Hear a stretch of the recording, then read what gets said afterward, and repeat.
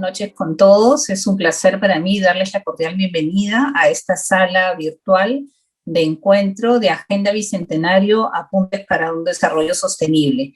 Esta noche tenemos un tema muy interesante, pero muy importante también para el bienestar de la población, como es la lucha contra la anemia. Yo, en primer lugar, quería agradecer la participación de los autores del paper que vamos a presentar el día de hoy, que es Juan Francisco Castro, Pablo Lavado y Manuel Barrón. Ambos, todos, mejor dicho, son miembros del Centro de Investigación de la Universidad del Pacífico y profesores de la Escuela de Gestión Pública. Yo quería comentarles que este esfuerzo de propuesta de diferentes temas de la realidad nacional ha sido elaborado conjuntamente con el Centro de Investigación de la Universidad del Pacífico en un esfuerzo que se inició hace más de un año, donde los distintos profesores, colegas del Centro de Investigación fueron invitados a presentar propuestas de documentos que de alguna manera nos dieran a entender esa visión que deberíamos tener del futuro del país a la luz de este año en que celebramos el Bicentenario. Han sido más de 40 profesores que han presentado 20 documentos de trabajo que queremos poner a discusión, a disposición de todos ustedes. Así que los invito no solo a acompañarlos todos los martes en este mismo horario a escuchar diferentes presentaciones, sino también a visitar nuestra página web, que es www.agendabicentenario.pe, donde encontrarán los papers, todos los papers, más la agenda de las presentaciones sobre los propios investigadores, para que ustedes puedan utilizar esa información en lo que les crean conveniente.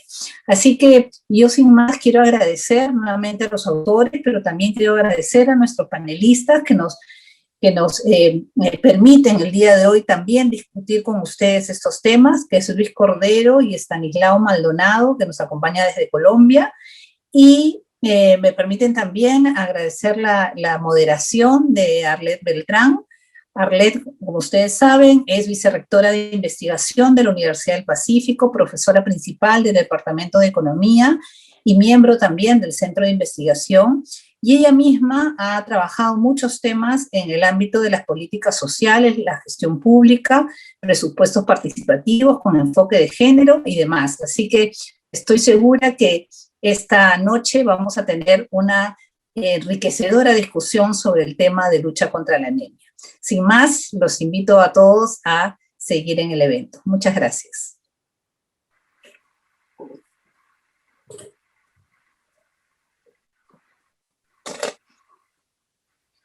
Muchas gracias, Elsa. Muy buenas noches a todos.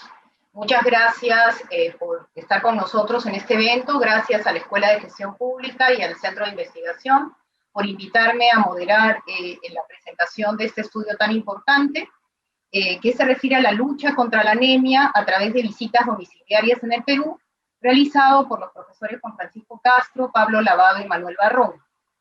El tema de anemia realmente es sumamente importante. Es uno de los principales factores de riesgo para el desarrollo infantil en países como el nuestro, por lo que se ha convertido en realidad en un problema bastante severo de salud pública. Su gravedad se debe no solo a que se trata de un mal que muchas veces avanza de manera silenciosa, sino principalmente a que está asociado con importantes consecuencias negativas, obviamente, sobre los niños que la padecen, y que tienen que ver con su retraso en el crecimiento, discapacidad motriz, cognitiva, y lógicamente un aumento en la morbilidad y mortalidad de los niños. Su reducción en los últimos años ha sido lenta, especialmente en nuestro país, incluso en aquellos sectores menos vulnerables que uno podría considerar que tienen un mejor avance. De hecho, en el 2019, la tasa de anemia entre niños que van entre los 6 y 36 meses de edad se situaba en el 40.1%, cifra que venía en reducción desde un 43% del año previo. La meta que el gobierno ha anunciado para el 2021 es de 19%, una meta bastante complicada, bastante retadora, y que, bueno, dada la situación sanitaria que enfrentamos, no sabemos si se va a poder cumplir. El estudio que vamos a escuchar a continuación y que nos van a presentar sus autores, Lucha contra la anemia a través de visitas domiciliarias en el país, justamente analiza este importante problema de salud. Y en él se evalúan los alcances de una estrategia que busca modificar básicamente el comportamiento de las familias en cuanto a prácticas alimenticias y el consumo de alimentos ricos en hierro, a través de estas visitas domiciliarias como un mecanismo para ofrecer esta educación nutricional que es tan importante. El estudio básicamente se concentra en el distrito de Sechura, al norte del país. Entonces, voy a dar paso ahora a la presentación. Van a tener un tiempo total de 25 minutos. De los 3 autores, la presentación la va a hacer Juan Francisco, y luego tendremos la presencia de 2 excelentes panelistas, Estanislao Maldonado y Luis Cordero. Permítanme, antes de darle el pase a Juan Francisco, presentar brevemente a nuestros panelistas. Empezaré con Juan Francisco porque es el expositor, profesor principal del Departamento Académico de Economía y vicedecano de Economía de la Facultad de Economía y Finanzas de la Universidad del Pacífico. Tiene un PhD en International Development por la Universidad de Oxford. Su trabajo de investigación se concentra en desarrollo infantil, formación de habilidades, educación y microeconometría aplicada.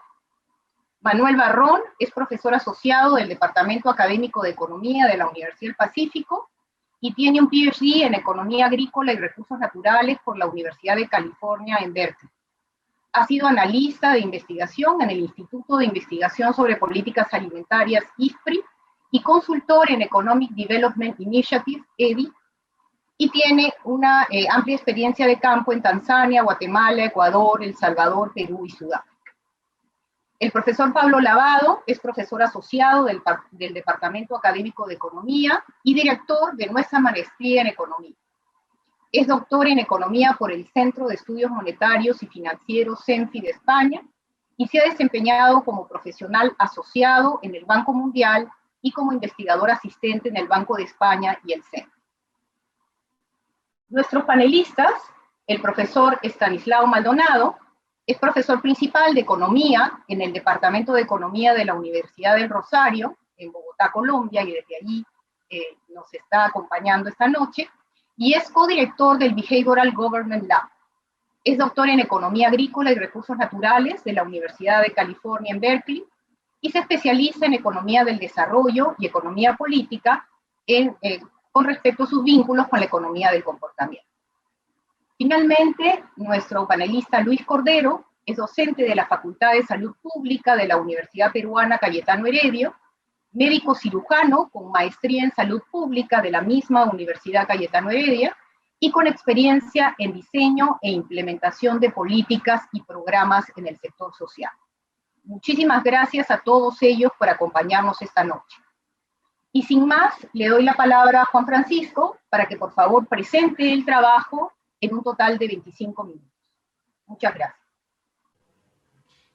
Hola con todos, buenas noches. Gracias Arlet por la presentación. Gracias también a los anfitriones del Centro de Investigación y la Escuela de Gestión Pública. Gracias especiales a nuestros comentaristas que se van a dar el tiempo de escucharnos y comentar el trabajo. Un minuto para que comparta con ustedes la pantalla y pueda hacer la presentación. En el tiempo requerido, por supuesto. Un segundo.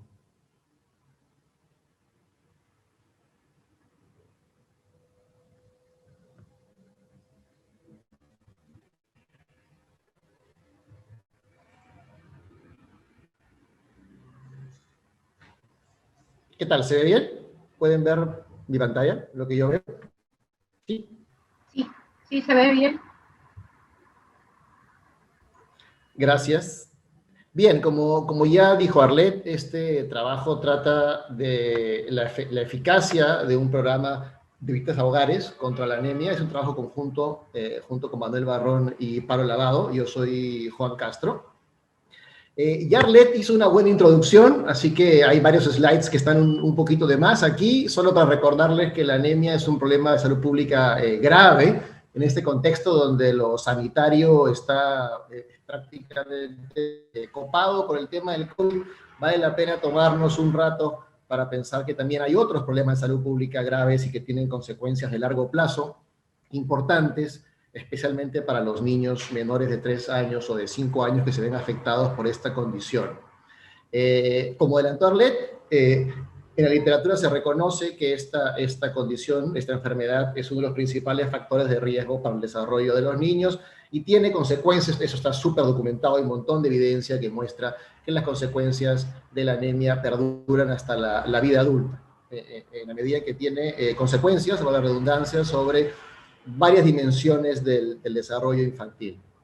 En el caso del Perú, este gráfico muestra la prevalencia de anemia en niños y niñas menores de 3 años. Como pueden ver, en la línea más oscura hay algo de reducción en los últimos 10 años. Hemos bajado de 50% a 40%, pero estamos prácticamente estancados sobre el 40% de prevalencia de anemia desde hace varios años, y también con un fuerte esta diferencia entre el ámbito urbano y rural, obviamente a favor del ámbito urbano, ¿no? Hay una diferencia importante en la prevalencia de anemia, está cerca del 50% en el ámbito rural y más cerca del 35% en el ámbito urbano. En promedio, como les muestra el gráfico, estamos todavía desde hace varios años, como les decía, estancados en la cifra de 40% de prevalencia de anemia.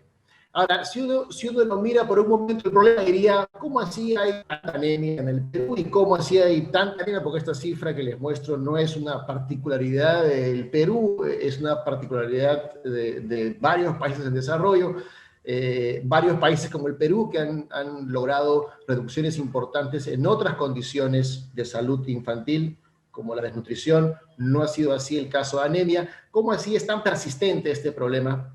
A pesar de que uno podría pensar que la cura no es un misterio, la anemia es causada por la falta de hierro, así que digamos que la solución es, ¿no? Y eso se puede hacer a través de suplementos o alimentos fortificados o alimentos también que sean ricos en hierro de manera natural.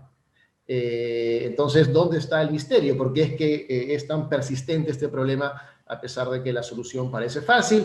La mayoría de estrategias que se han implementado en el mundo en desarrollo han tenido básicamente dos tipos de problemas. Por un lado, falta de recursos y de gestión para adquirir y distribuir estos alimentos fortificados o suplementos. No llegan a las poblaciones que más lo necesitan, la oportunidad y cantidad requerida.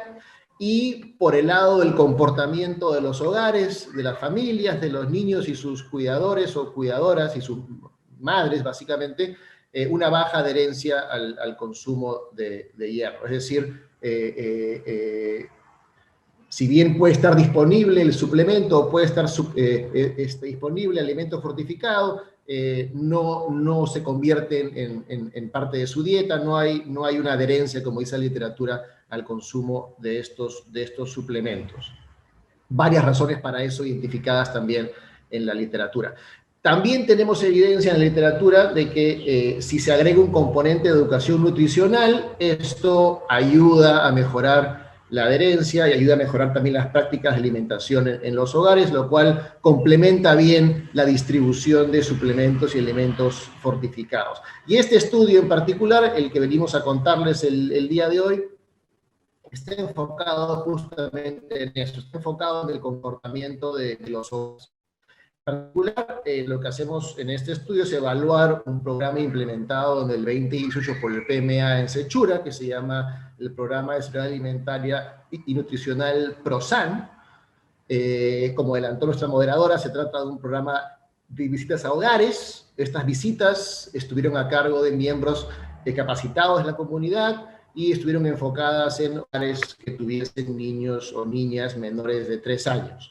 Y dependiendo de la condición del niño o niña, la visita tenía una frecuencia de una por mes o 2 por mes por un periodo de 6 meses. Voy a contarles un poquito más de detalle de las visitas en un minuto, pero básicamente se trata de un programa de visitas domiciliarias y lo que se busca con estas visitas es promover el consumo de alimentos que sean ricos en hierro, que sean accesibles, también promover prácticas de alimentación responsiva, que tiene que ver con la interacción que hay entre la madre. Voy a decir madre en lugar de cuidador o cuidadora, para resumir, porque básicamente, o por lo menos en nuestra muestra, la inmensa mayoría de los cuidadores o cuidadoras eran las madres. Así que se trata de promover alimentación responsiva, y eso trata de que la interacción entre la madre y el niño o niña sea más rica durante la alimentación, y eso promueve el consumo de los alimentos. O sea, de nada sirve que se le sirva al niño o niña el alimento rico en hierro si no lo come o no lo termina. Entonces, ayuda mucho una práctica de alimentación responsiva para que termine los alimentos, y también incluso para que se aprovechen mejor, o sea, para que se digieran mejor. Entonces, les decía que estas visitas buscaban promover varias cosas. Resumo una vez más: consumo de alimentos que sean ricos en hierro y estén accesibles, prácticas de alimentación responsiva y la adherencia al consumo de suplementos y micronutrientes. Es un resumen apretado de lo que hacían estas visitas. ¿Qué fue lo que encontramos? Obviamente voy a entrar en más detalle en los slides que siguen, pero este es un resumen de lo que encontramos en este estudio. Encontramos que este programa, basado en visitas a hogares, fue efectivo en el corto plazo para reducir la prevalencia de anemia entre los niños que fueron diagnosticados con anemia en la línea de base. Tenemos evidencia de que los mecanismos para este efecto positivo tienen que ver con mejoras en el conocimiento sobre el contenido de hierro de los alimentos que son accesibles, especialmente el pescado negro. Sechura es un distrito costero donde hay mucha actividad de pesca, y es un alimento accesible y rico en hierro el pescado negro. También hubo mejoras en el consumo de, le decía, alimentos ricos en hierro, como el pescado negro, mejoras en las prácticas de alimentación responsiva por parte de las madres, y también mejoras en el consumo de suplementos. En un segundo les muestro la evidencia de que por lo menos parte de los mecanismos tuvieron que hacer con estos cambios de comportamiento al interior del hogar. Ahora, no son todas buenas noticias. También encontramos que 6 meses del programa, los efectos positivos desaparecen, no son persistentes. ¿Okay? Y además también encontramos un efecto no esperado del programa. En particular, el programa incrementó la prevalencia de anemia entre los niños que no tenían esta condición al inicio de la intervención. Es decir, no todos los niños en Sechura y no todos los niños de la muestra están siendo anémicos y anémicos.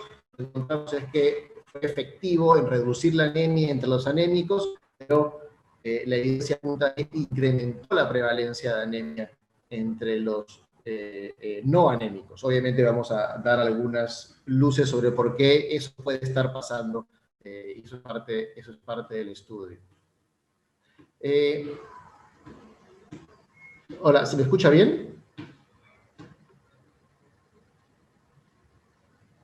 Sigo con ustedes, ¿no? Sí, sí se escucha. Gracias. Estoy en mi sala, entonces es raro no tener nada de feedback por aquí. Voy a poner el chat por si acaso, si me quieren avisar algo. ¿Dónde está el chat aquí? En la parte inferior va a poder Gracias. encontrar el chat. Okay. Sí, bacán. Está Si pongo el bien, chat, no me entero que estoy hablando. No, está bien. Está bien. Gracias a la gente que me da feedback. Bien, ¿dónde me quedé? Bien, un poco de detalles sobre la intervención. Las visitas, que como les decía, eran o una vez al mes para los niños que no tenían anemia en la línea de base, o 2 veces por mes, por 6 meses, para los niños que fueron diagnosticados con anemia en la línea de base, sin importar la condición de salud del niño. Tenía estas 3 partes la visita. Una primera parte de revisión de compromisos, donde el encargado o encargada de la visita y la cuidadora o la madre revisaban los compromisos previos, revisaban también la cartilla de control CRET del niño, interpretaban la curva de crecimiento. Una segunda parte, que es la parte central de la visita, donde se discutían varios temas. Se hablaba acerca de las causas y consecuencias de la anemia y la desnutrición crónica. Se hablaba muy importante sobre el contenido de hierro de productos que sean localmente disponibles, mucho énfasis en la disponibilidad y el contenido de hierro del pescado negro. También importante cómo usar estos alimentos ricos en hierro para preparar comidas que sean aceptables para los niños. Si los sabores son muy fuertes, y eso típicamente ocurre con los alimentos ricos en hierro. No sé si alguien ha probado algún suplemento, no sabe bien, ¿okay? Al principio parece que no es tan malo, pero uno luego se da cuenta que efectivamente no sabe bien, así que hay cierta magia en poder preparar los alimentos de modo que sean aceptables por niños, especialmente niños tan pequeños. Estamos hablando de niños menores de 3 años, así que había un tema de dar consejos, hacer demostraciones sobre cómo hacer estos alimentos, también demostraciones sobre prácticas de alimentación responsiva, cómo interactuar con el niño o niña para propiciar que se coma los alimentos.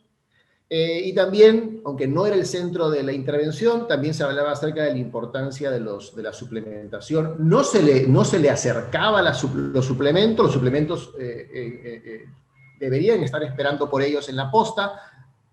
Lo que se acercaba era información acerca de los suplementos y los micronutrientes. ¿Okay? Y finalmente una tercera parte de la visita donde se hacía un resumen de toda la información y se planteaban compromisos para la siguiente visita. Ahora, ¿cómo fue el diseño de este estudio? Este estudio es un experimento controlado, lo cual da confianza para poder hablar de efectos, ¿no? O sea, tiene se le puede dar una lectura causal a las diferencias que estamos encontrando. O sea, efectivamente se puede atribuir a la intervención las mejoras que encontramos, ¿no es cierto? El trabajo se dio con 47 comunidades. Esa es la muestra de evaluación, de las cuales 23 fueron asignadas de manera aleatoria al grupo de tratamiento y 24 asignadas también de manera aleatoria al grupo de control. Y acabamos con las muestras que indico ahí en términos de cuidadores niños, ¿no? 304 en el grupo de tratamiento y en el grupo de control. Ese es el tamaño de muestra que tenemos en los dos grupos, el grupo que recibe el programa y el otro grupo que no lo recibe. La asignación aleatoria fue a nivel de comunidad o centro poblado. Cuando hicimos el estudio, se hizo una línea de base en mayo del 2018. Ahí se diagnosticó, ¿no?, si el niño tenía anemia o si no tenía anemia. También se tomó un poco de información socioeconómica de los hogares. Ahí inició la intervención tomó 6 meses y 6 meses después de que inicie, alrededor de noviembre, se hizo una toma de datos, que es la línea de seguimiento. O sea, ahí termina el programa y vemos qué ha pasado. Y también hacemos una medición 6 meses después, más o menos en julio de 2019, que es la línea final. ¿Qué es lo que medimos? Las principales variables de resultados son, desde el punto de vista del niño o niña, su hemoglobina, lo cual nos permite saber si es que está anémico o no. Y por el lado de la cuidadora o la madre, se mide su conocimiento sobre alimentos ricos en hierro, se le pregunta acerca de los alimentos que ofrece al niño para poder capturar cuáles de ellos son ricos en hierro. Se le pregunta acerca de lo que hace el niño durante la alimentación para poder tener un índice de la calidad de las prácticas de alimentación responsiva, y también se le pregunta acerca del consumo de suplementos de hierro o micronutrientes. Esas son las principales variables de resultados. Entendemos que la variable anémico o la variable hemoglobina es la variable de resultado final, y los conocimientos y comportamientos de la cuidadora o la madre son las variables intermedias, ¿no? Por ahí creemos que debería estar, esos son los mecanismos que deberían estar permitiendo que esto funcione o no funcione. Resumen de resultados. Les pido primero enfocarnos en el panel izquierdo de este gráfico. El panel izquierdo se refiere al subgrupo de niños y niñas que fueron diagnosticados con anemia al inicio de la intervención. Como pueden ver, cuando acabó la intervención, 6 meses después de que inicie, se observa aquí se los estoy indicando, se observa una caída de 10 puntos porcentuales, más o menos, en la probabilidad de tener anemia en este grupo de niños y niñas.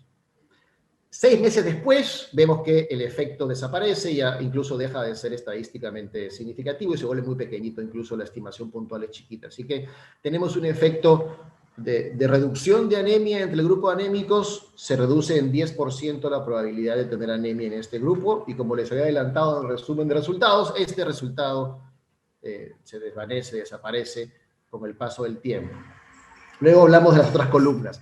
Los mecanismos, no quiero detenerme mucho en las estadísticas de esto para dar espacio a ver qué pasa con el otro grupo también, que es un grupo que tiene un resultado que llama la atención, pero como habíamos previsto en la teoría de cambio, como le gusta llamar a algunos, de la intervención, vemos que hay mejoras a nivel de la línea de medición intermedia, o sea, cuando termina la intervención y hacemos la medición del conocimiento del cuidador, vemos que hay mejoras, aquí esto es estadísticamente significativo, vemos que hay una mejora en su conocimiento de qué alimentos son ricos en hierro y cuáles no, vemos una mejora importante en la probabilidad de que el niño haya consumido pescado negro, vemos que se reduce la probabilidad de que la madre realice otras tareas domésticas mientras está alimentando al niño, lo cual habla a favor de las prácticas de alimentación responsiva. Hay otros indicadores que también tienen la dirección correcta, pero no encontramos un efecto significativo. ¿Okay? 6 meses después vemos que el efecto positivo en el consumo de pescado negro, el efecto positivo en las prácticas responsivas de alimentación se ha diluido, ¿no es cierto? Se mantiene el conocimiento, pero no se traduce en un mayor consumo de pescado negro. Es más, hay un poco ahí de rebote acá en el consumo de pescado negro. Eso es consistente con el hecho de que vemos que el efecto positivo se diluye 6 meses después de que termina la intervención. Por el lado del consumo de suplementos de hierro y micronutrientes, vemos que también hay un efecto positivo sobre la probabilidad de que el niño consuma suplementos de hierro y los reciba adecuadamente, es decir, los reciba con la frecuencia adecuada y no los mezcle con otros alimentos. Vemos, y esto es interesante,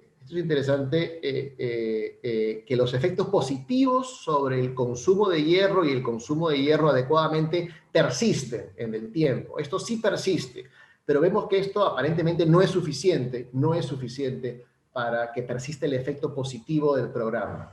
¿Okay? Se diluyen los efectos positivos en prácticas de consumo de alimentos y en prácticas de alimentación responsiva. Persisten los efectos positivos en el consumo de suplementos, pero parece que no es suficiente porque al final del día, en la variable de resultado final, vemos que se diluye el efecto positivo. Eso para el grupo de niños diagnosticados con anemia. Vamos a las dos columnas de la derecha, al panel B. Estos son los resultados para el subconjunto de niños y niñas que fue diagnosticado como no anémico. Estos chicos y chicas, o niños y niñas, y sus cuidadores y cuidadoras, también recibieron una intervención. Recuerden que es una intervención que ocurre de manera menos frecuente y también hay menos visitas, dado que abarca la misma cantidad de tiempo, que son 6 meses, son 6 visitas, una por mes, mientras que el grupo anémico recibió 2 visitas, es decir, un total de 12 visitas, perdón, 2 por mes, o sea, 12 visitas en total. Entonces recibe una intervención distinta en términos de frecuencia y de cantidad, pero los contenidos son los mismos.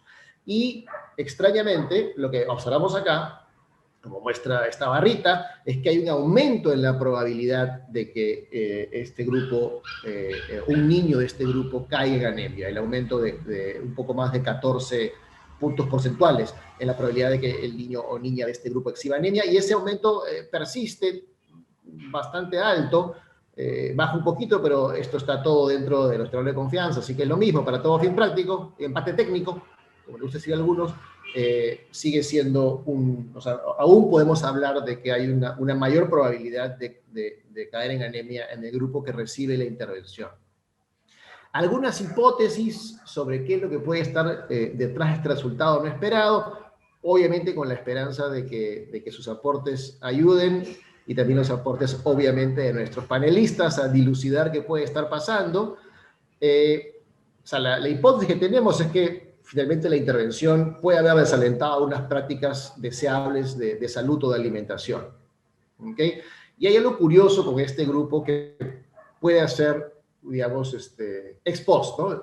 Luego de la guerra todos son generales, uno se puede racionalizar cómo es que este resultado se puede dar, ¿no? Porque en este grupo, a diferencia del grupo de anémicos, recibe un pedazo de información distinta, es decir, una vez que se hace el diagnóstico en línea base, este diagnóstico se le comunica a la madre. Entonces, en el grupo de niños anémicos se le dice a las madres, por si acaso hemos hecho la prueba de hemoglobina y su niño tiene anemia. ¿Okay? Mientras que en el grupo de no anémicos se le dice que el niño no tiene anemia. Obviamente, no tiene anemia. Y sobre los dos se interviene.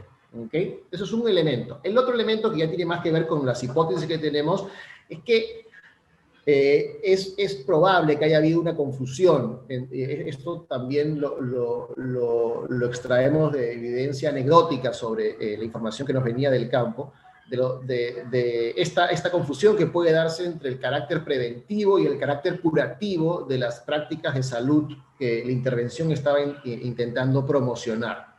Entonces, si es que hay una confusión entre preventivo y curativo, y se interpreta que las prácticas que el programa busca promocionar son solo necesarias en caso de anemia, si combinamos eso con un diagnóstico de no anémico, la conclusión podría ser, bueno, entonces ya no tengo que hacer estas cosas, ya no son tan importantes. ¿Okay? Y hay evidencia acerca de cómo es que la manera en que los mensajes se transmiten a los hogares puede causar confusión, ¿no? Hay esta literatura sobre ofuscación, donde les pongo ahí limitaciones en la manera como se diseñan y se entregan los mensajes, pueden llevar a confusión. Hay una... voy bien de ti, Arlette, ¿cómo va mi tiempo? ¿Estoy bien? Siento que estoy hablando un montón. Sorry. Juan, justo por el chat te dije que te quedaban 3 minutos. Ya, tengo demasiadas ventanas abiertas, ya, no puedo con tanto multitasking. Ya, no hay problema, acabo en 3 minutos. Hay una literatura que ha encontrado que la manera como los mensajes se transmiten importa sobre cómo son interpretados, ¿no? Y si el mensaje se transmite de determinada manera puede llevar a confusión. En este estudio que citamos acá de Lerman, es interesante este estudio porque encuentran que en una campaña que buscaba promover que las mujeres se hagan el control de cáncer de mama, de seno, el mensaje que transmitían era, si hay historia de cáncer en tu familia, es importante que te hagas un control de cáncer de mama.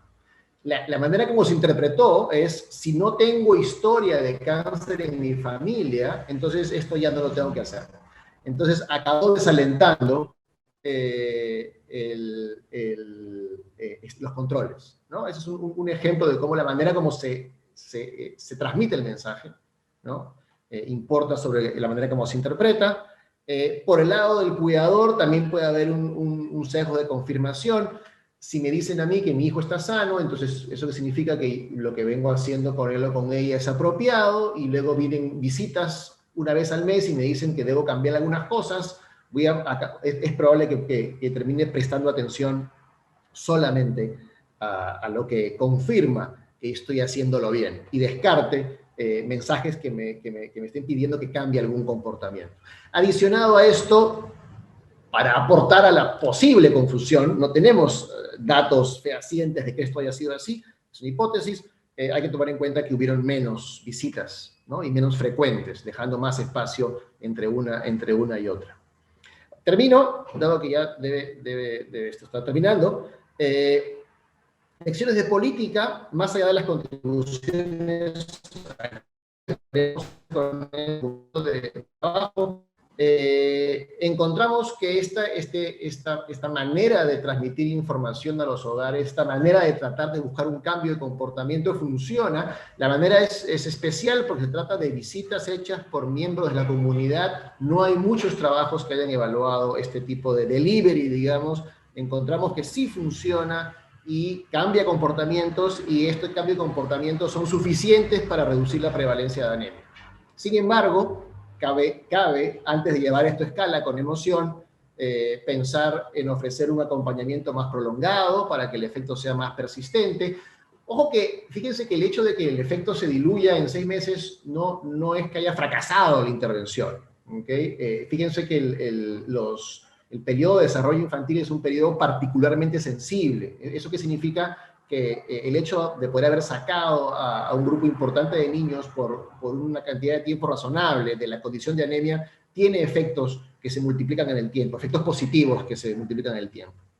Pero si queremos que esto sea más persistente, que es la idea de un tratamiento al interior del hogar, cabe evaluar que sea más prolongado el acompañamiento y cabe también repensar la manera como se ofrecen los mensajes, haciendo mucho énfasis en el carácter preventivo de estas prácticas, es decir, que no son relevantes solo en caso de anemia.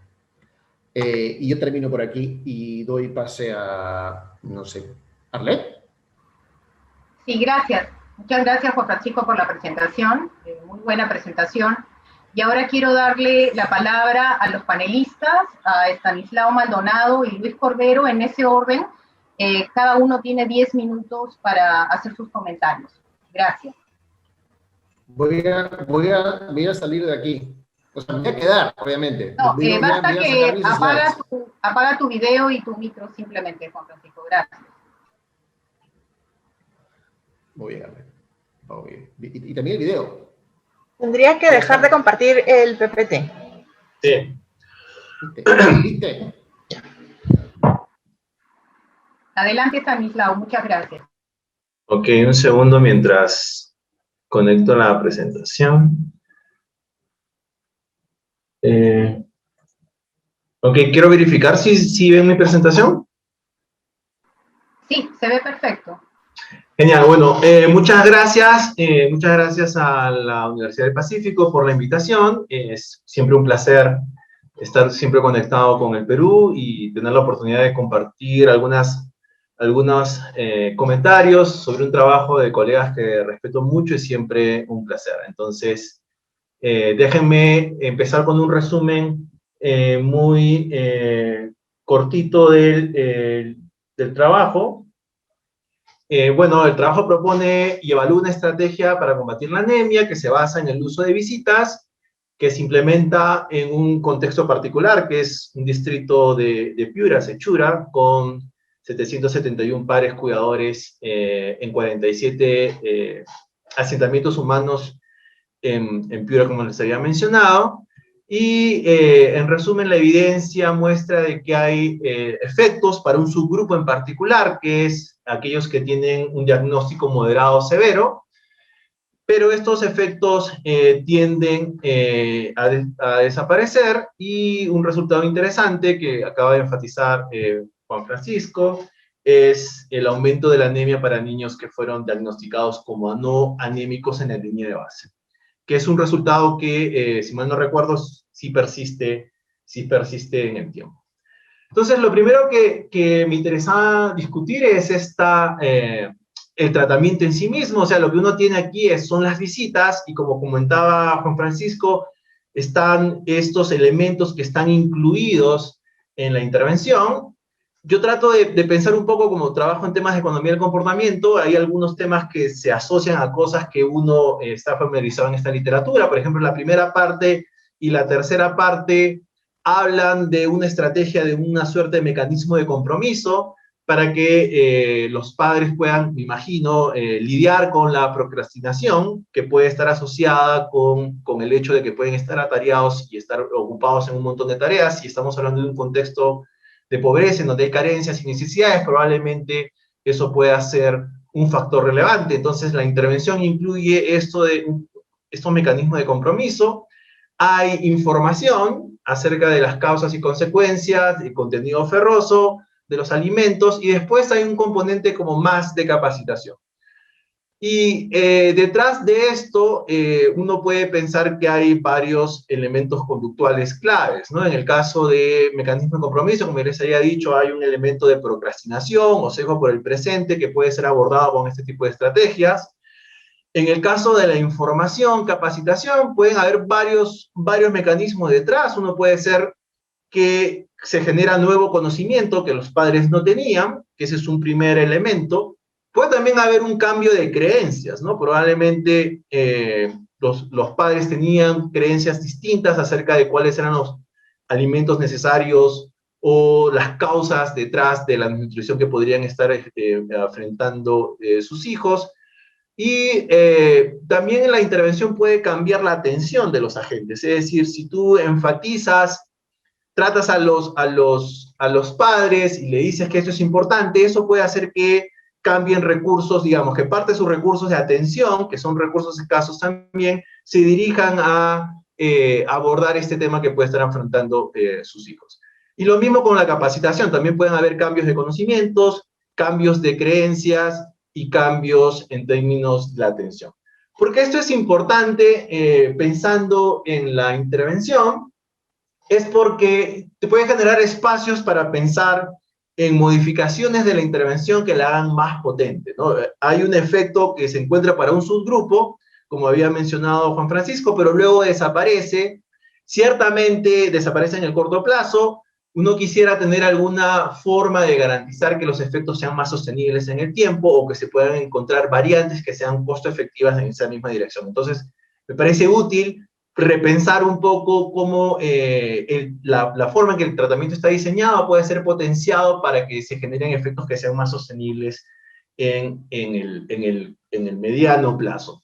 Ahora, el otro tema que se menciona en el paper es que el diagnóstico inicial también es un elemento clave, ¿no? Si yo le informo al hogar o al padre de familia o al cuidador que el estado nutricional está anémico o no anémico, eso va a cambiar también las creencias que pueden tener los cuidadores, y dado que hay esta variabilidad en el tratamiento, si tú eres tratado, si eres anémico, tienes 2 visitas, si no lo eres solamente 1, eso puede generar una dimensión adicional. El componente que no se menciona mucho es que también se tratan de agentes comunitarios, y eso puede generar también un tratamiento en sí mismo, ¿no? Hay toda una literatura que sugiere que las características del que provee un tratamiento pueden ser relevantes también. Entonces, si es un peer, probablemente los efectos sean distintos si es que es personal especializado en salud.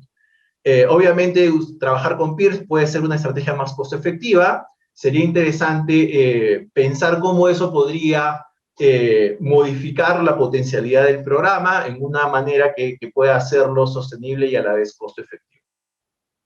Sobre los resultados, como habíamos visto, no existe un impacto para toda la muestra, lo cual genera varios retos, ¿no? Por un lado, los efectos se identifican para un grupo en particular, y ahí en muchas de las especificaciones los resultados son un poco ruidosos.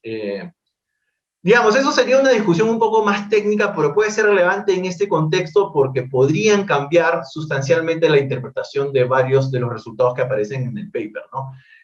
No lo vi discutido, no me quedó claro si habían ajustes por comparaciones múltiples, pero dado que tienen varios subgrupos, tienen los de anemia moderada, los de anemia leve y los no anémicos, y además hay varios outcomes, puede ser que en varios de estos, si uno se pone más fino con un ajuste de este tipo, puede ser que esos efectos puedan potencialmente desaparecer. Entonces creo que eso sería muy útil.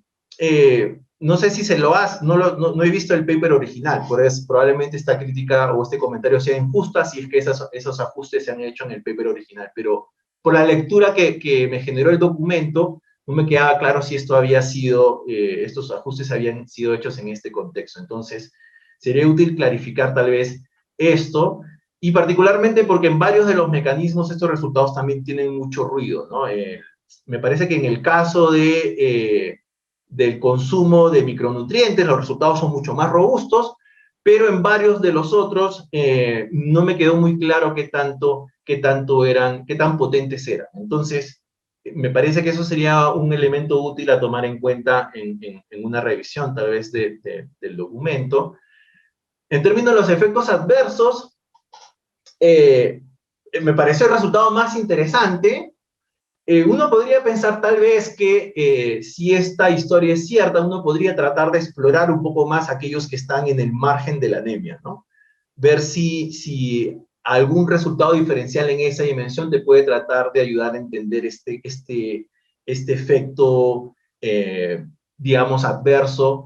Yo me quedé con la sensación de que las tres interpretaciones combinadas no me quedó completamente convencido de que efectivamente podrían generar variación, porque en el grupo de control también uno debería esperar un fenómeno similar, es decir, solamente a partir de una interacción muy particular entre el tratamiento y la información de línea de base podría justificar o racionalizar ese resultado, pero uno se queda con la sensación de que es una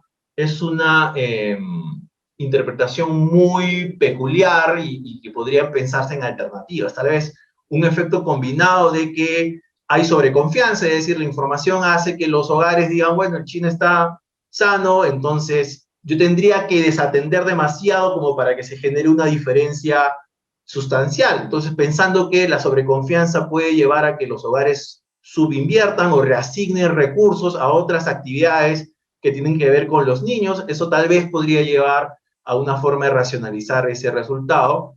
O también un tema de inatención. Si yo veo que en el tema de salud el niño no tiene o no se le reportó tener anemia, entonces le dedico mis recursos escasos a algún otro elemento importante de la crianza del niño. Entonces, yo me quedé con la sensación de que probablemente sería muy útil usar test de permutación en este caso, test que sean más robustos al tema del tamaño de muestra, porque la mayoría de los efectos que se discuten son efectos que son para efectos heterogéneos, digamos, ¿no? O sea, yo me imagino que cuando hicieron el cálculo de poder, uno típicamente hace el cálculo de poder pensando en todo el diseño y ya uno no le presta tanto atención para el análisis de efectos heterogéneos. Pero como toda la historia se construye sobre los efectos heterogéneos que se encuentran, eso hace que los resultados sean ruidosos, porque uno ve que en varios coeficientes los efectos son grandes, relativamente grandes, pero igual los intervalos de confianza son bastante anchos también.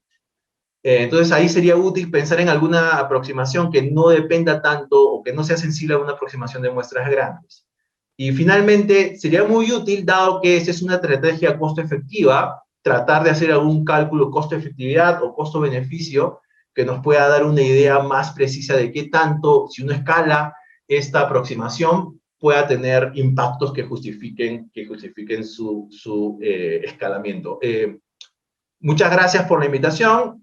Fue un placer leer este trabajo de colegas que aprecio mucho y encantado de participar luego en las sesiones de comentarios y preguntas. Muchas gracias, Estanislao. Ahora le cedo la palabra a Luis Cordero, por favor.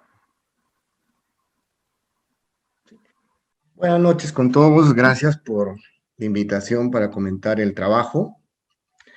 Sí, efectivamente, anemia es un problema de salud pública en el país grave, específicamente en la población menor de 24 meses. Y cuando uno revisa cuál podría ser la causa principal, todos concluimos que es un tema de ingesta de hierro, ¿no? O sea, diríamos que el grueso de estos niños anémicos, su principal causa es porque no han ingerido suficiente cantidad de hierro en el momento que le corresponde ingerir el hierro. Antes de los 4 meses, prácticamente todo el hierro que tiene el niño proviene de la madre. El momento en el cual el niño queda sin hierro es prácticamente entre los 4 y 6 meses. Pero entre los 4 y 6 meses no recibe alimentos. El niño recibe básicamente leche materna. Pero la leche materna no le da suficiente cantidad de hierro. Largamente se ha documentado que es insuficiente la cantidad de hierro que el niño va a recibir a través de leche materna entre el 4º y el 6º mes. Entonces, en esa ventana de tiempo, la intervención que nos ayuda es una suplementación con gotas de hierro. O sea, si no recibe una suplementación diaria de gotas de hierro durante esos 2 meses, las reservas de hierro del niño van a ser insuficientes para atender una demanda entre los 6 y 12 meses. En la vida de los humanos, el momento de mayor demanda de hierro es entre el 6º y 12º mes de vida. Prácticamente se multiplica por 10 veces la cantidad de hierro que necesita el niño en esa edad. respecto al primer semestre de vida. Cuando está en el tercer semestre de vida, se reduce su demanda de cantidad de hierro. Cuando está en el cuarto semestre, aún se reduce más, y después de los 24 meses prácticamente se minimiza esta necesidad de mayor cantidad de hierro. Entonces, una ventana crítica para suplementar hierro es entre los 4 y 12 meses de edad. La mayoría de las estrategias para reducir la anemia, sin duda, se concentran en esta mezcla, además de otras acciones, pero fundamental y esencial son esta mezcla. Suplementar de manera universal con fines preventivos, no solamente dar hierro para tratar, sino con fines preventivos, y a su vez, desde los 6 a los 12 meses, promover activa, intensamente el consumo de alimentos ricos en hierro. Sin embargo, cuando ustedes ven el lado de alimentación, entre los 6 y 12 meses, como que existen 3 momentos. Entre el mes 6 y el mes 9, prácticamente es poco viable que yo le dé hierro en suficiente cantidad al niño vía alimentos. 3 cucharitas consume el niño cuando cumple 6 meses, y así va entre el mes 6, el mes 7, el mes 8. A partir del mes 9 puede introducir mayor cantidad de alimentos, y cuando ya va a cumplir el año se puede introducir casi lo que come el adulto en términos de qué tipo de alimentos, variedad de alimentos, pero en menor cantidad, pero con mayor frecuencia, ¿no? Entonces, de allí hay un tema crítico para el diseño de las intervenciones. Uno es la oportunidad, en qué edad se va a intervenir y de qué manera se va a intervenir. Posiblemente en el grupo de 4 a 6, la intervención clave es dar las gotas de hierro. Entre el mes 6 y el mes 9 es comenzar a hacer que pruebe la mayor cantidad de alimentos ricos en hierro. Pero la cantidad que le demos a esa edad no va a cubrir las necesidades de hierro. O sea, en ese momento tengo que darle gotas de hierro intensamente, o tengo que darle el jarabe. Cuando va bordeando el año de edad, o cuando va a pasar al segundo año de vida, los alimentos son los más importantes, inclusive uno puede dejar de dar en las gotas o el jarabe. Prácticamente a partir del 12º mes, puede básicamente todo el hierro ser cubierto por alimentos, ¿sí? Entonces, pero lograr que los padres, la mamá, pueda hacer esta buena combinación con el nivel de adherencia que uno quisiera es una tarea difícil, ¿no? Entonces, para que ustedes tengan una idea, todos los ensayos clínicos randomizados, donde prueban eficacia de las gotas de hierro o eficacia del jarabe de hierro, para que el niño sea incluido en el estudio, necesita alcanzar una adherencia de 75% para arriba de las dosis. Caso contrario, son excluidos estos estudios. Todos ellos prueban que la eficacia rodea el 80% más de la suplementación de hierro para prevenir anemia, o en el otro caso, para tratar anemia. La pata débil de toda esta intervención es la adherencia al consumo de las gotas de hierro o su adherencia a consumir alimentos ricos de hierro en niños ya que están en el segundo semestre de vida o hacia adelante, ¿no? También está probado, pues, que si el niño es anémico en el primer semestre de vida o inclusive, en el segundo semestre de vida o inclusive antes de los 24 meses, los efectos que genera en la parte cognitiva del niño, el desarrollo cognitivo, inclusive el lado motor, pueden ser irreversibles. De eso también existe bastante literatura, y por eso es que esta ventana de edad es crítica para la intervención. El otro tema que allí aparece, y que justo mirando el paper, es preferible, además de medir la hemoglobina, dosar hierro. Se llama el dosaje ferritina. Y esto lo digo ¿por qué? El niño posiblemente cuando cumpla el 6º mes de vida y no recibió gotas de hierro, es probable que si yo le hago una prueba de hemoglobina sea normal, no sea anémico. Pero tal vez esté a una línea de ser anémico. Pero si le hubiese hecho el dosaje ferritina, ya me hubiese confirmado que no tiene reservas de hierro. O sea, el cuerpo falsamente te engaña, no está anémico. Le pincho, le tomo una muestra para hacer ferritina y ahí me doy cuenta que ya no tiene reservas de hierro. Eso significa que en los próximos días el niño va a ser anémico, ¿sí? Entonces, acá un tema para en adelante posiblemente es además de hemoglobina, si quiero medir el tema de, en estos niños menores de 24 meses, podría usarse también el dosaje ferritina. Y realmente la prueba de oro es el dosaje ferritina. La hemoglobina puede no solamente producirse anemia mide anemia, pero la anemia no solamente es debido a hierro, puede verse a otras causas también. La única que es explicable por hierro es cuando yo hago un dosaje ferritina, ¿sí? Cuando hemos tenido esta experiencia de querer proponer intervenciones para reducir la anemia, además de estar claros que hay que dar gotas, jarabe, y hay que promover la conducta, el principal dolor de cabeza sin duda ha sido cuál es la intervención para lograr altos niveles de adherencia, ¿no? Y cuando uno intenta hacer las revisiones sistemáticas, ciertamente no encuentra suficiente cantidad de estudios, menos estudios randomizados, experimentales.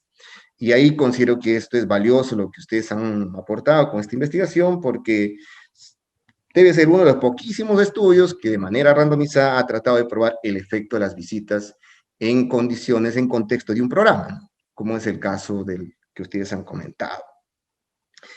Y sobre eso, bien hablaban tres temas, ¿no? Uno es el efecto. Yo creo que un efecto de 6 meses sin duda es útil. Como les digo, hay una ventana crítica del mes 6 al mes 12. Eso ya es bastante. Yo ando más por el lado de implementación. Yo con eso ya me siento tranquilo. Ya tengo 6 meses que puedo lograr.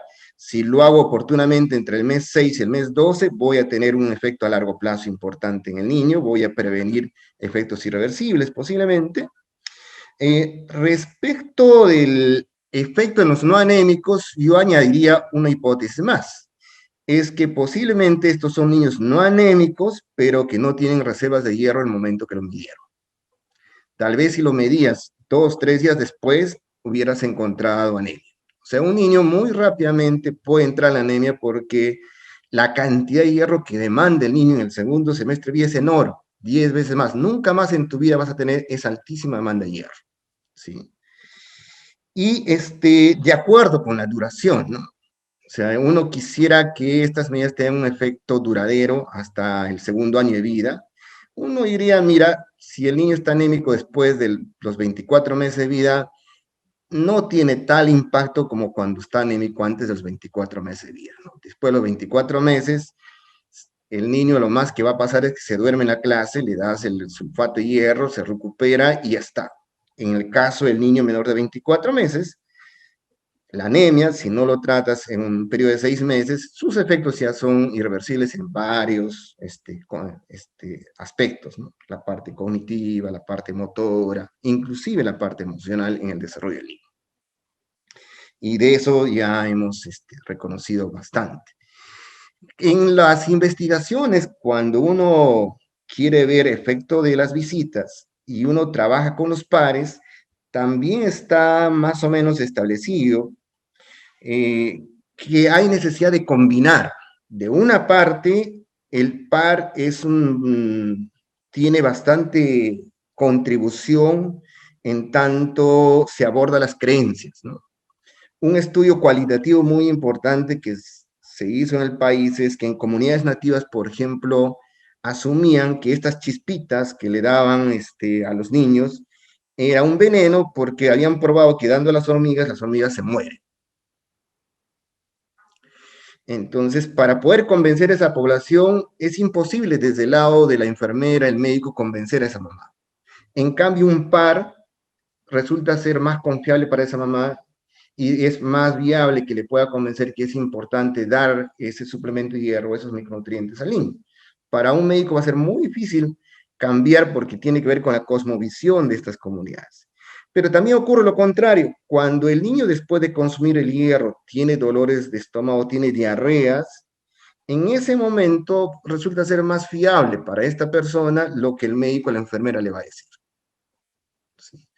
Entonces, muchas de estas intervenciones, lo que se ha visto es lograr una buena combinación entre la consejería del profesional de salud de manera oportuna con los contenidos adecuados y por el otro lado, la consejería a los pares. Para el caso, por ejemplo, de lactancia materna exclusiva, cuando solamente lo hace el profesional, el efecto no es tan importante. O cuando solamente lo hace el par, tampoco se logra un efecto tan importante. La combinación resulta tener efectos muchísimo más importantes que solamente cuando uno de ellos ocurre, ¿no?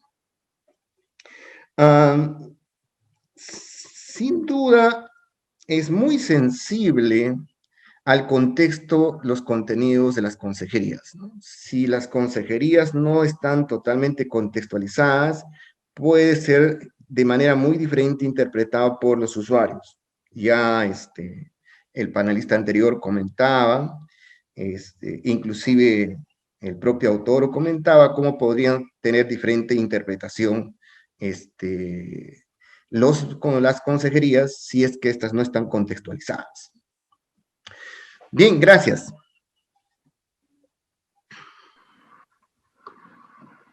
Muchas gracias, Lucho, muy interesante tus comentarios. Y ahora le daríamos la palabra a los autores para una réplica. Les pediría que no se tomen más de 3 o 4 minutos cada uno para poder hacer los comentarios a los panelistas. Adelante, Juan Francisco, Manuel, Pablo. Gracias, Arlet, por pasarme el micro. Uy, ¿me fui? No, aquí estoy. También gracias a Stan no se te ve, pero sí se te oye. Dame un segundo, voy a arreglar eso. Espero. ¿Qué pasó? Ahí estoy. Ahora sí. Ya, bueno, gracias a Stan y a Luis por los comentarios y por tomarse el tiempo de revisar el documento. Yo voy a comentar de manera muy breve sobre sus comentarios y luego le paso el micrófono a mis colegas coautores Manuel y Pablo por si quieren agregar algo más. Y por ahí andan, por ahí veo sus foticos. Gracias, Stan, por los comentarios. Ciertamente algo tenemos que hacer con la precisión de lo que estamos encontrando por el lado de los errores estándar, ¿no? Hay cosas por hacer, como tú recomiendas, por el lado de las comparaciones múltiples y también por el lado de los efectos heterogéneos, ¿no? Que ciertamente esta distinción entre efectos paranémicos y no anémicos, que la entendemos conceptualmente como que estamos evaluando dos RCTs distintos, claro, pero al final del día, digamos que todo está en una sola regresión, así que ahí algo hay que hacer con la precisión de los estimados. Eso es un trabajo que está pendiente. También está pendiente pensar en más hipótesis, ¿no? Ahí ustedes nos han dado una mano, tanto Stan como Luis, respecto a qué puede estar pasando con el grupo de no anémicos. Es cierto, ahí Stan se dio cuenta que esta noticia de que el niño está sano la recibe tanto el grupo tratado como el grupo de control, ¿no? Y lo que uno observa es que el grupo tratado empeora respecto al grupo de control. Así que ciertamente la noticia por sí sola no puede ser la explicación, porque la están recibiendo los dos grupos. Pero lo que recibe el grupo tratado es justamente el tratamiento, ¿no? Ahí habría que afinar un poco más cómo es que intentamos armar esta hipótesis de qué es la mezcla entre la noticia y la información del programa respecto a que hay ciertas cosas que son importantes en caso de anemia. Esa es la interpretación que creemos que se le está dando al mensaje. Es esa combinación la que hace, la que tiene el efecto no esperado. Un comentario final nada más por el lado de lo que nos comentaba Luis. Qué importante es tomar en cuenta imagino que en parte por eso es tan difícil combatir la anemia, digamos, el carácter dinámico de esta condición, ¿no? Luis nos recordaba que hay un periodo crítico donde la condición de anemia acaba teniendo consecuencias bastante severas sobre la salud del niño, y que incluso por situaciones donde haya un falso diagnóstico de no tener anemia, o más bien, no sé si falso, pero que da la falsa seguridad de que alguien no tiene anemia cuando en realidad sus reservas de hierro están súper bajas. Desde el punto de vista de nuestro trabajo, nos gustaría, a partir de los comentarios de Luis, también hacer un análisis de heterogeneidad por edad del niño, a ver si podemos distinguir diferentes niveles de eficacia de intervención. Ojalá el tamaño de muestra lo permita, el poder que tenemos lo permita. Eso de mi lado, no sé si Pablo o Manuel quieren agregar algo más.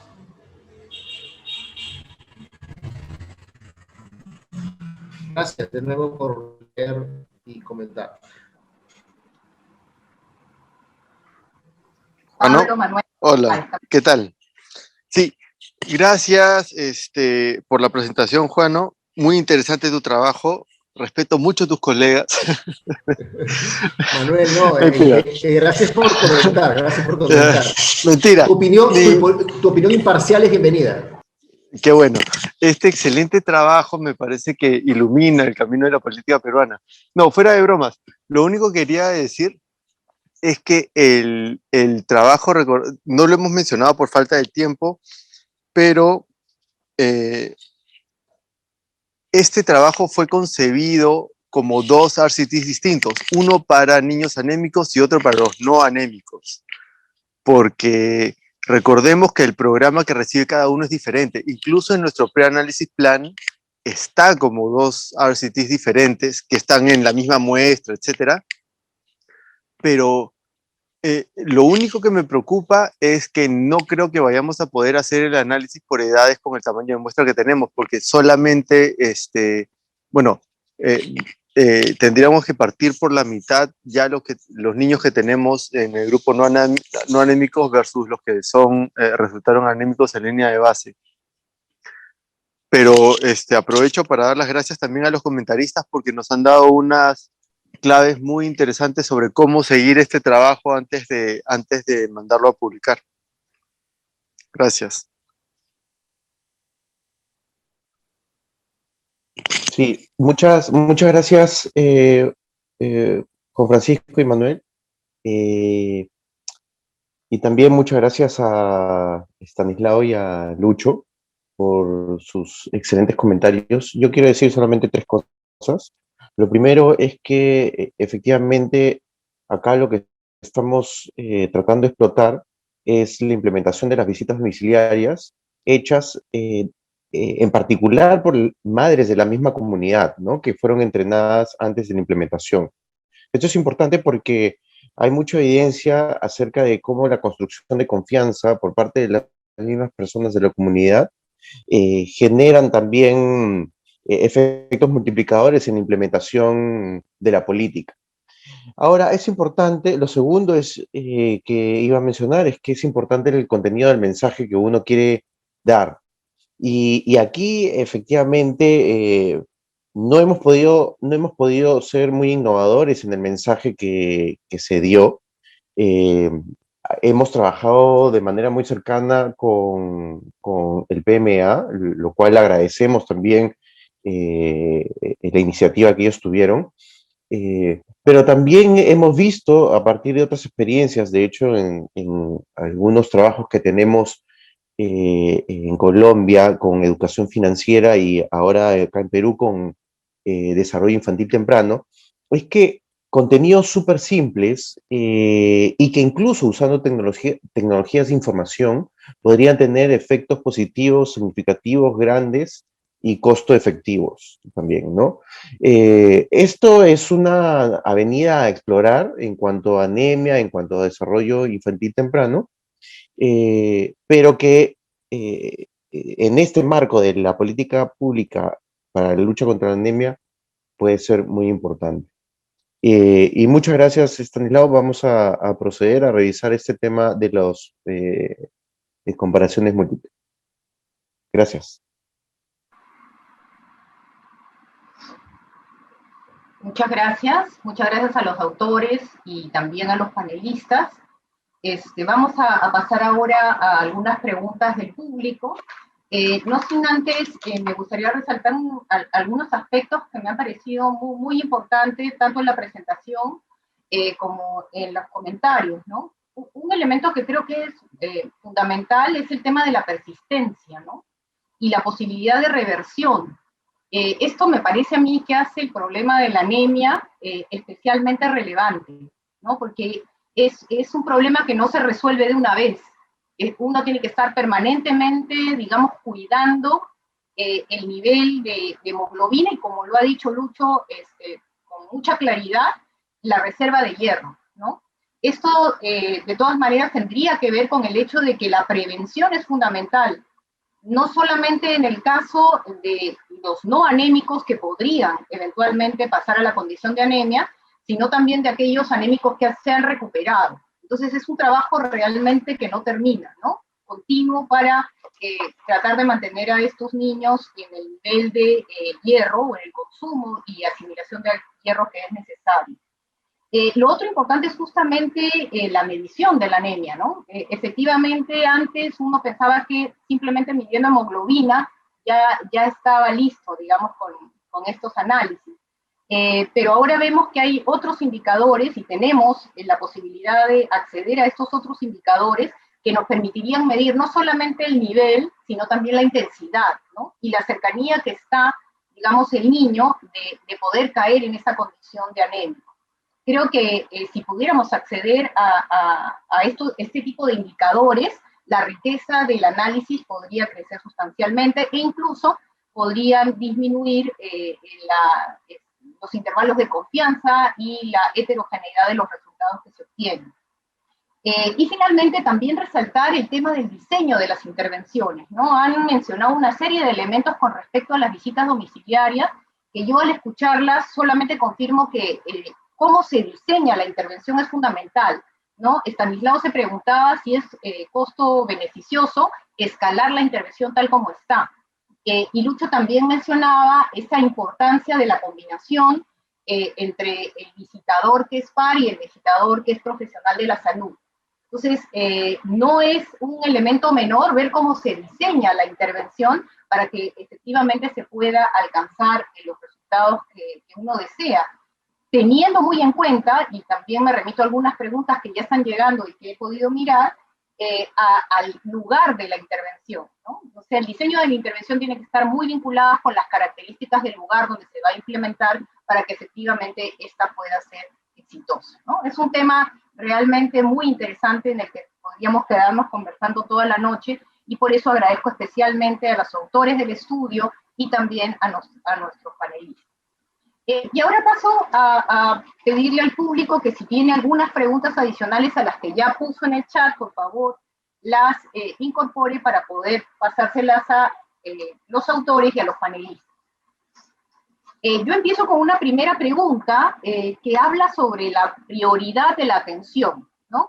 Nos preguntan o nos dicen, nos afirman que hay una serie de problemas de salud infantil, entre los cuales la anemia es uno, obviamente, ¿no?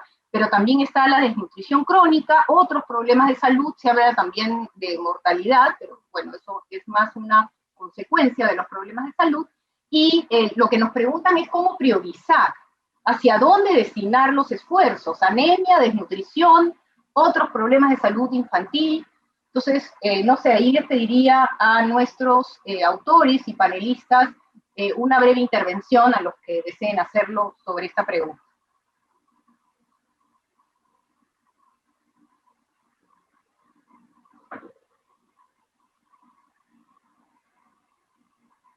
¿Alguno por ahí que se anime a tomar la palabra? Sí, quien quiera.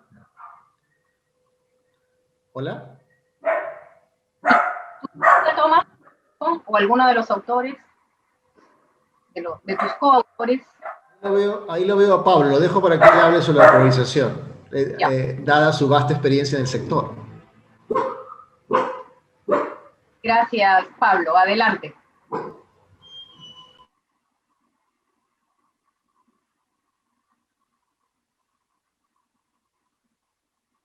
Sí, no se te escucha. Estás con el micrófono apagado. ¿Estás con el micrófono prendido? No sé si alguien nos puede dar una mano, por favor. Sí, Pablo, ya puedes prender tu micrófono. Ya, ahora sí. Perdón, me desconecté un rato. ¿Podrías repetir la pregunta, por favor, Arlet?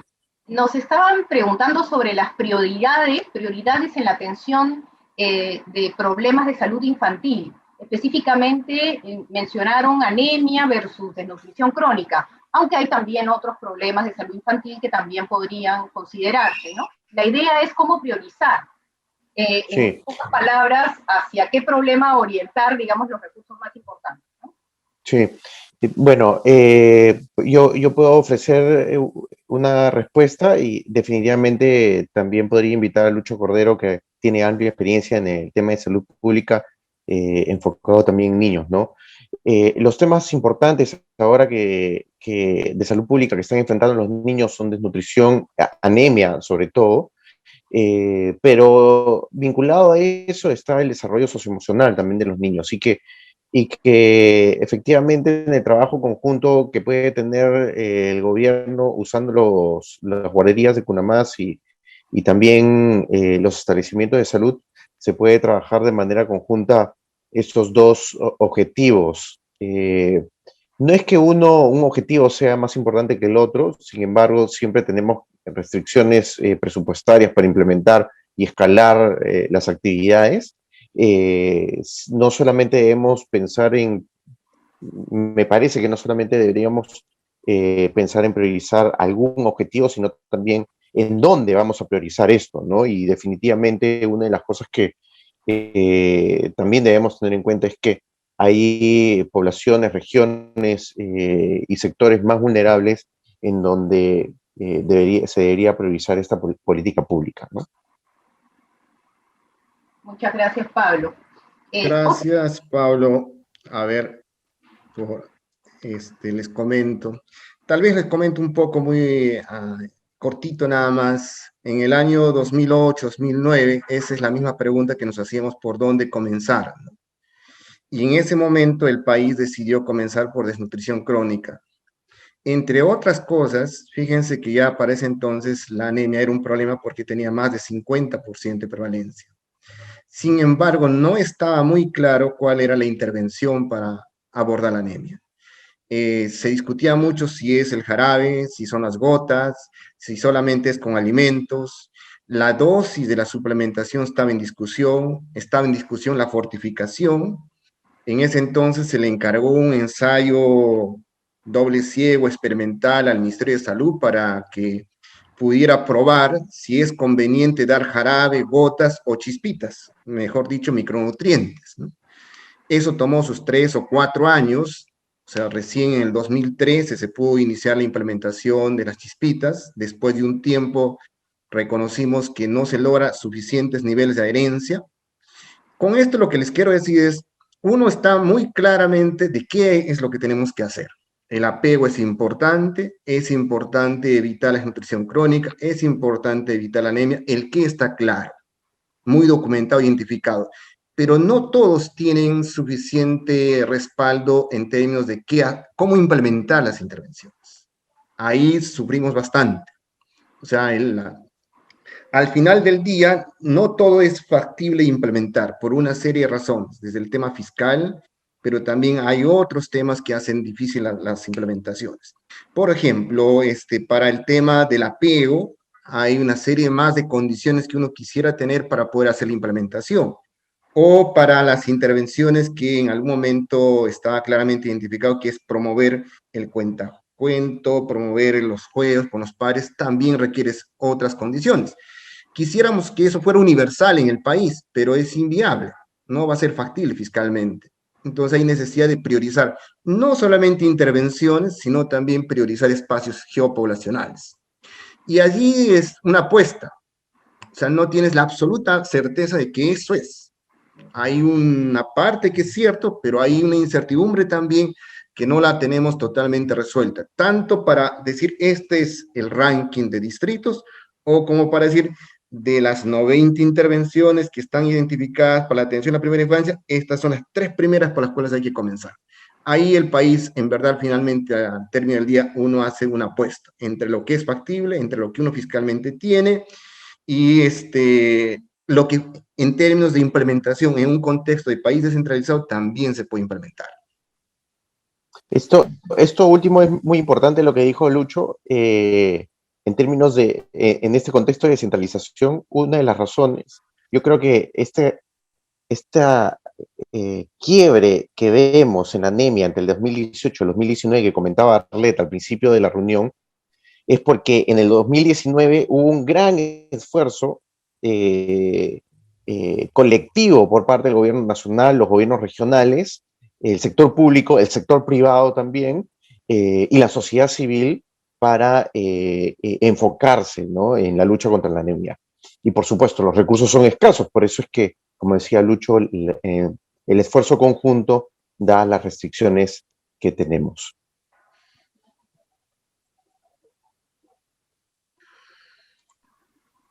Muchas gracias, Pablo. No sé si alguien más quiere hacer algún comentario sobre esta pregunta o pasamos a la siguiente.